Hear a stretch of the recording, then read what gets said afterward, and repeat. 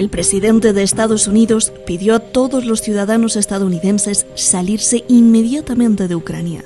Biden informa que no enviará tropas a rescatar a ciudadanos de Estados Unidos en caso de que Rusia invada. Si se disparan rusos y estadounidenses, es una guerra mundial, dijo, por lo que no podrían rescatar ciudadanos. American citizens should leave now. We're dealing with one of the largest armies in the world. This is a very different situation and things could go crazy quickly. It's a world war. When Americans and Russians start shooting at one another, we're in a very different world than we've ever been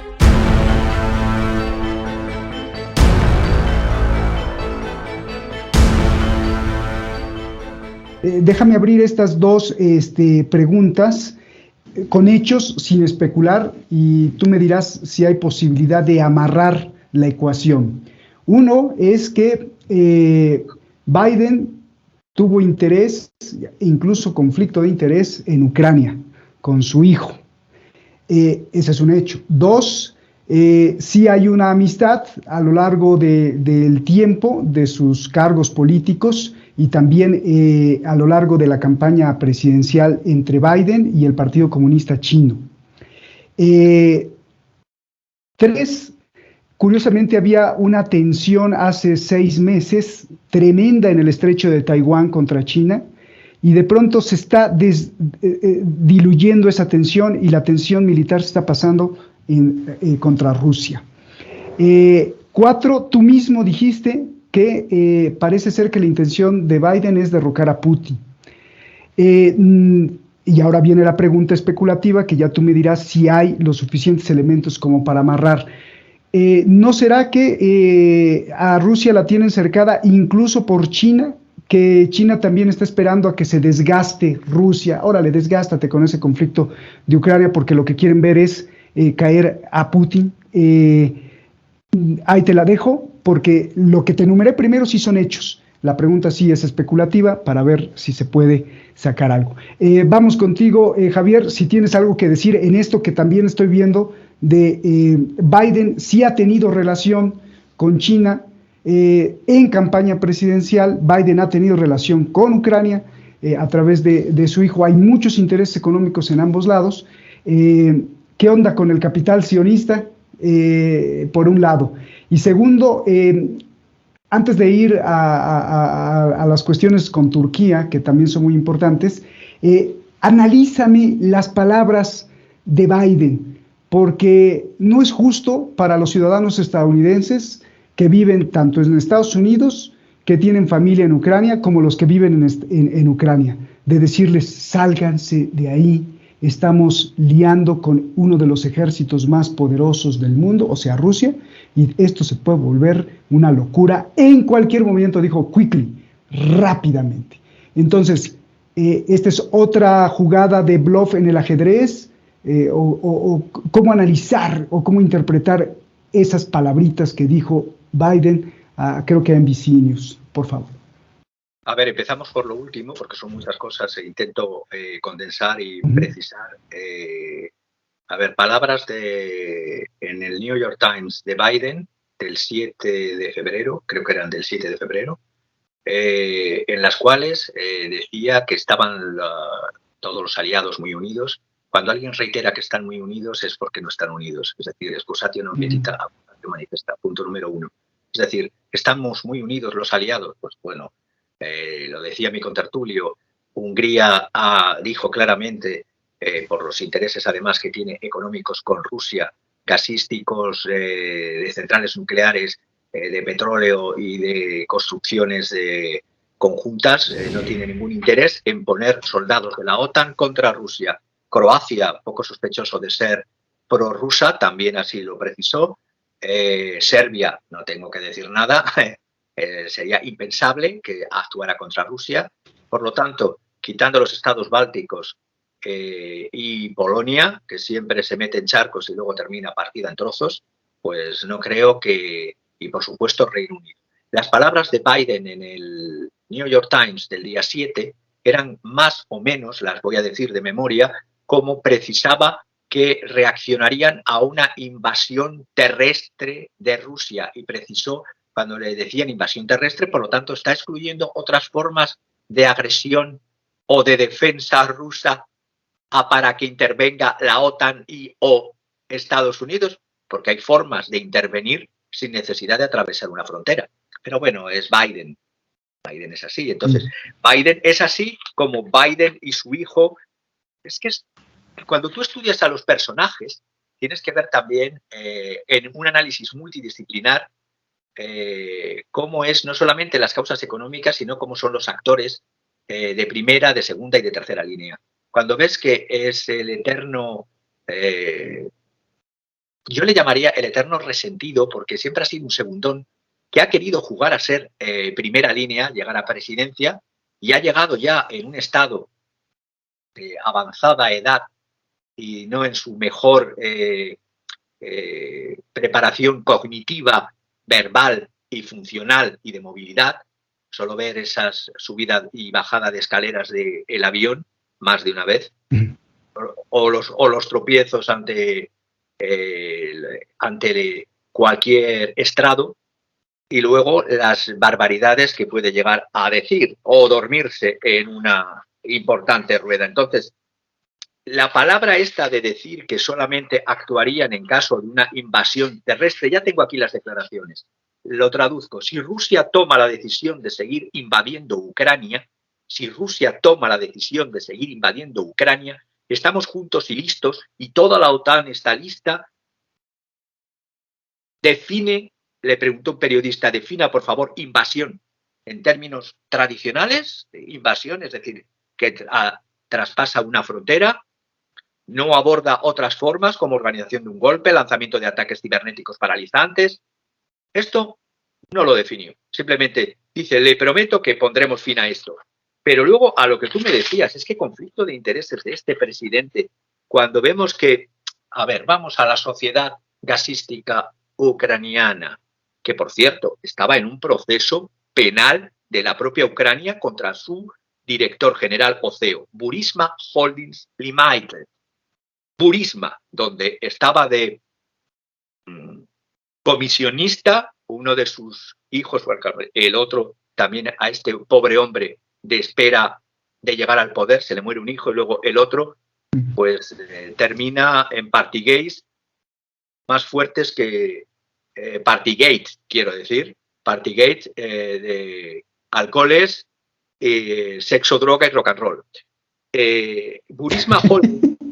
Burisma Holdings Limited es una sociedad de cartera que, para quien no lo conozca, es tan patriota este ucraniano que la tiene domiciliada en un paraíso fiscal de Chipre, en Limassol, y es tan patriota y tan valiente que ante las persecuciones de su propia justicia interna de Kiev se marcha a Mónaco, vive en Mónaco, opíparamente, eso sí, con la bandera ucraniana y soy ucraniano antirruso, y ante las persecuciones que ahora ya paralizadas cede el poder a sus dos hijas, Anna y Karina, y ahora resulta que estas dos señoritas o señoras, Anna y Karina, que llevan todo el complejo de empresas Burisma Holdings, han obtenido de Kiev, quienes estaban persiguiendo con pesquisas a esta empresa, han obtenido de Kiev el que pueda explotar los oleoductos de las repúblicas autónomas rebeldes de Luhansk. Curioso, es decir, ahí está el punto, de Luhansk, de la república, en los 3 campos de petróleo que están en Luhansk, ahí. Y luego también está el tema, el proyecto de gaseoducto llamado, que se completaría en 2030, que tiene que ver con Polonia, empezando por Polonia y bajando por Chequia, Eslovaquia, Hungría, Bulgaria y Rumanía, es decir, desde el Mar Negro hasta el Mar Báltico.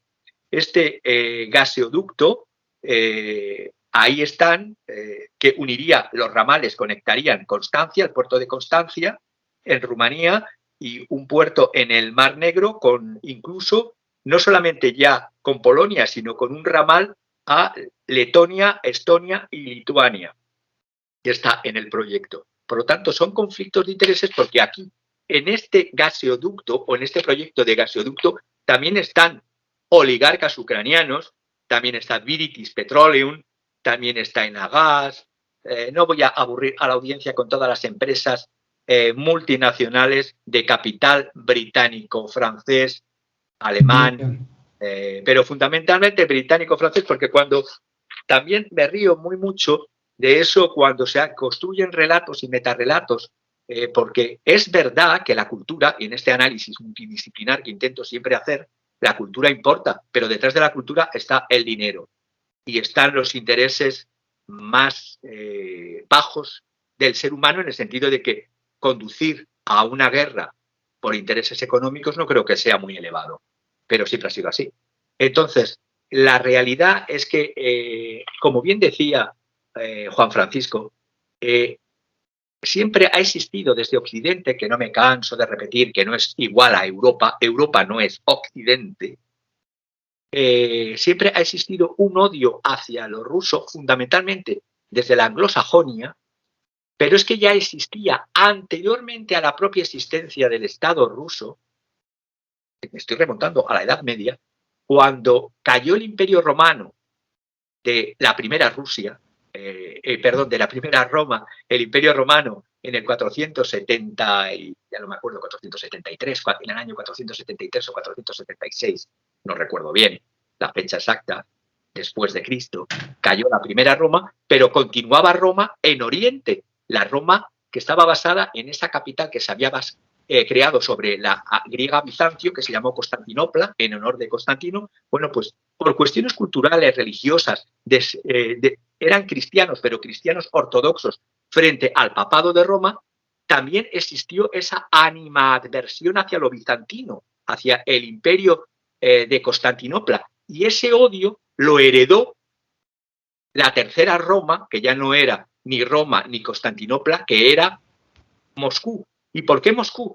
Porque Iván III, en el año 1453, cuando está cayendo Constantinopla por los turcos otomanos, por esta invasión otomana islámica que toma Constantinopla, ningún occidental, y así utilizo Occidente, ayuda a sus hermanos cristianos de Oriente. No solamente no ayudan, sino que miran para otro lado, pero es que la Rusia que toma el testigo, Iván III casándose con una hija del último emperador de Bizancio, último emperador de la Roma de Oriente, era de la familia de los paleólogos, se casó con el zar, y por lo tanto la herencia que se arroga los primeros zares son que ellos constituyen la continuación, y por eso llaman a Moscú la tercera Roma. Y ese odio e incomprensión hacia lo bizantino durante siglos se ha mantenido y acrecentado en por así decirlo,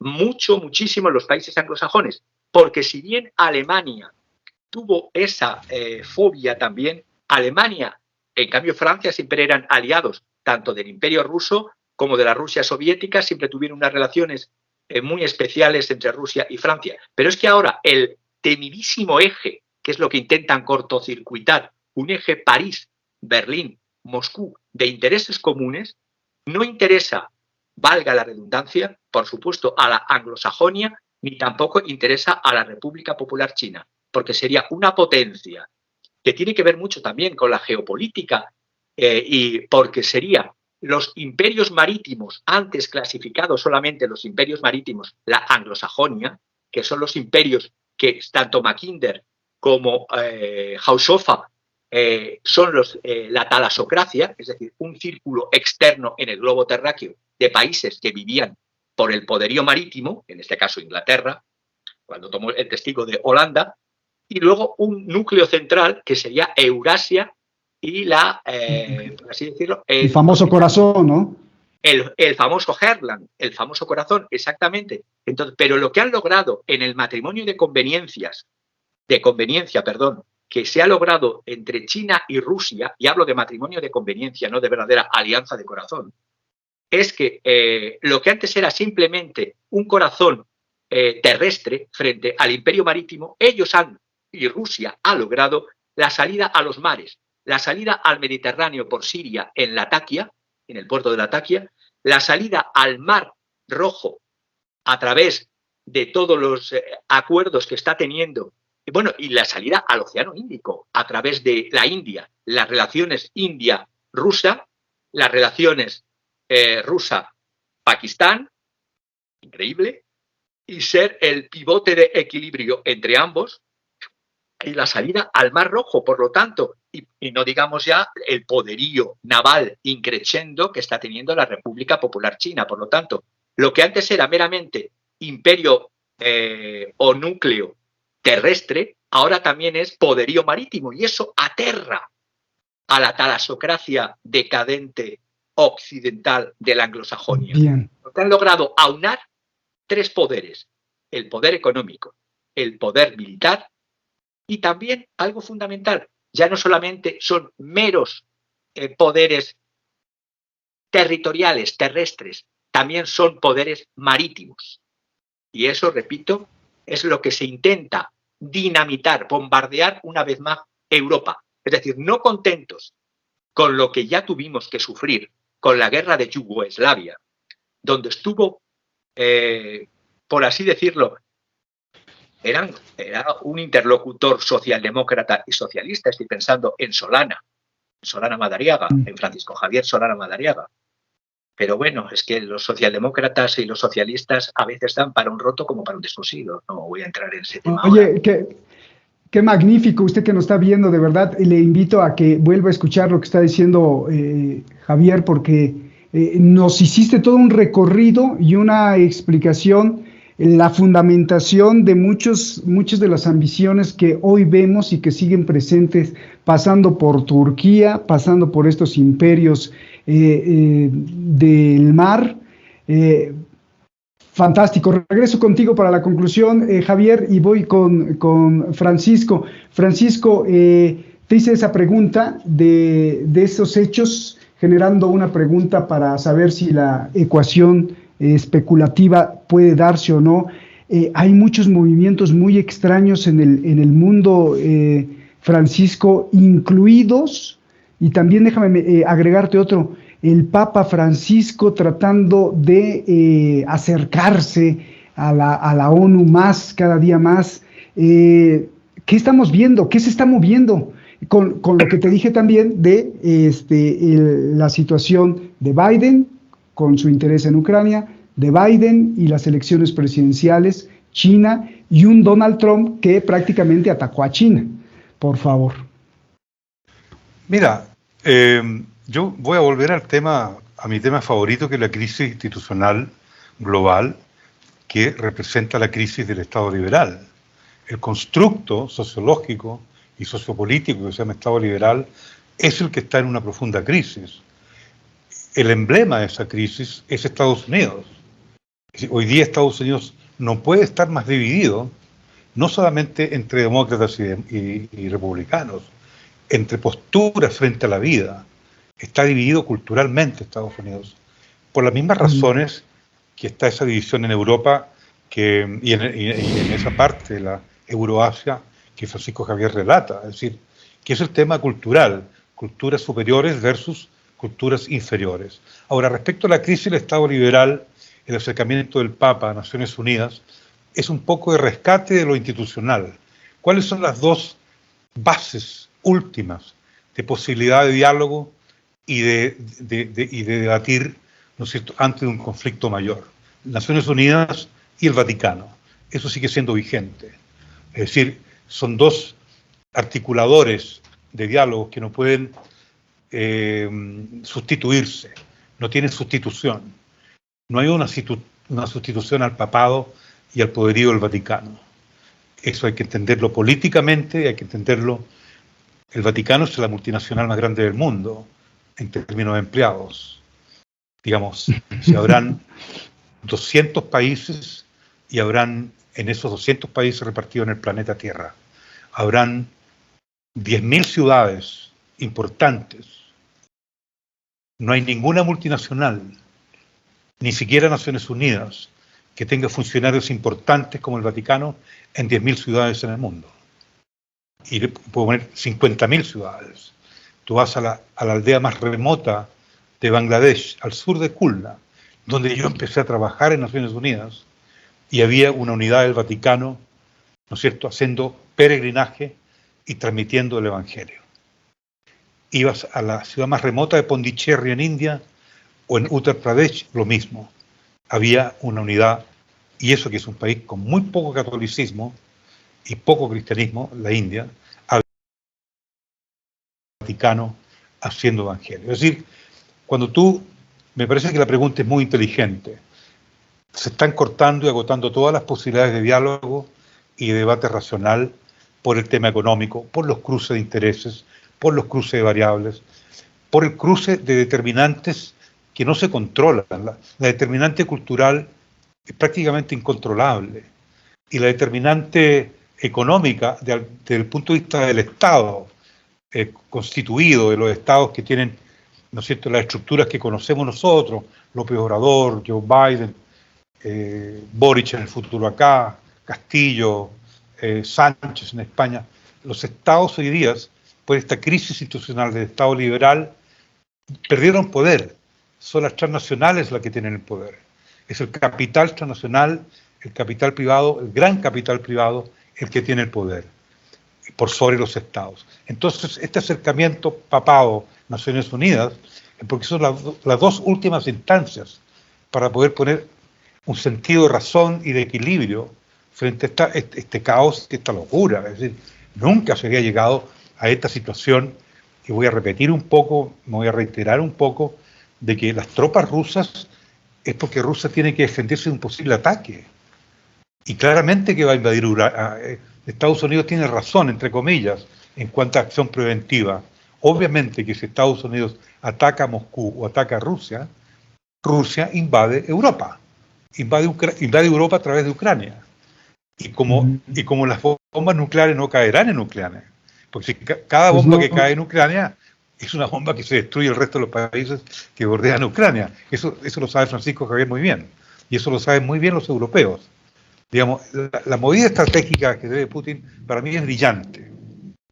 Es suicida, peligrosa, pero le está diciendo a los norteamericanos: oye, no me pongas una bomba acá, en Moscú, en Rusia, porque yo tengo aquí todos estos soldados predispuestos a invadir Ucrania. Es cierto. Lo que está diciendo Estados Unidos no lo quiere decir. Pero ahí no entiendo, Francisco.